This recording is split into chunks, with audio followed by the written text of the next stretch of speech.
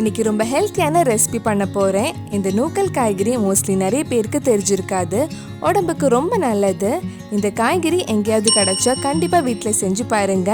இந்த சுவையான நூக்கல் எப்படி செய்கிறதுன்னு இந்த வீடியோவில் பார்க்கலாம். ஃபர்ஸ்ட் இந்த காய்கறி கட் பண்ணலாம். மேலே நீளமாக இருக்கிறதெல்லாம் கட் பண்ணி எடுத்துக்கோங்க.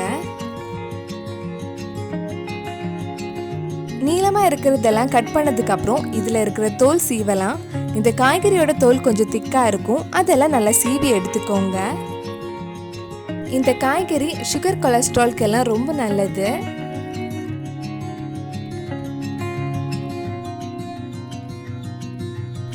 தோலெல்லாம் சீவி 2-3 வாட்டி நல்லா வாஷ் பண்ணி க்ளீன் பண்ணதுக்கப்புறம் நம்ம இது துருவி எடுக்கலாம்.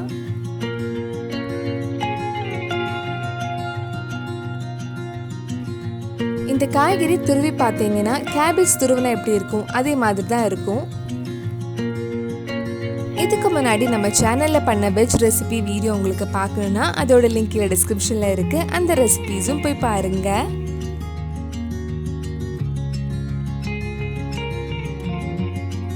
காய்கறி எல்லாம் துருவி முடிச்சாச்சு. இனி இதுல 1/2 டீஸ்பூன் மஞ்சள் பொடி, சின்னதா கட் பண்ண 4 பச்சை மிளகாய், சின்னதா கட் பண்ண ஒரு பெரிய வெங்காயம், 1 டேபிள் ஸ்பூன் பூண்டு, 3/4 கப் துருவின தேங்காய், தேவையான அளவு உப்பு ஆட் பண்ணியிருக்கேன்.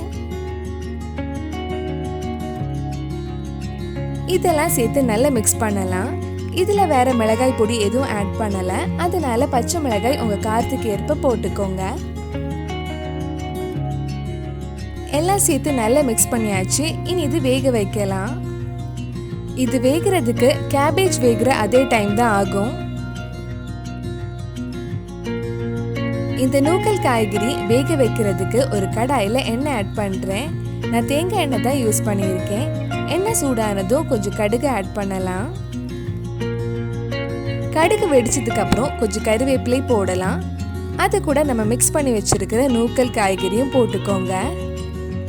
இது வேகிறதுக்கு 15 நிமிஷம் கிட்ட ஆகும்.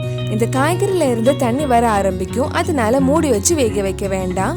கிண்டிகிட்டே இருக்கணும்னு இல்லை, அப்பப்போ கொஞ்சம் கிண்டி விட்டா போதும். லோ டு மீடியம் ஃப்ளேமில் இருக்கட்டும். இது பண்ணுறதுக்கு ரொம்ப டைம் ஆகாது. ரொம்ப சிம்பிளாக ஈஸியாகவே பண்ணலாம். கேரளா ஸ்டைல் கேபேஜ் தோரன் சாப்பிட்ட ஃபீல் கிடைக்கும்.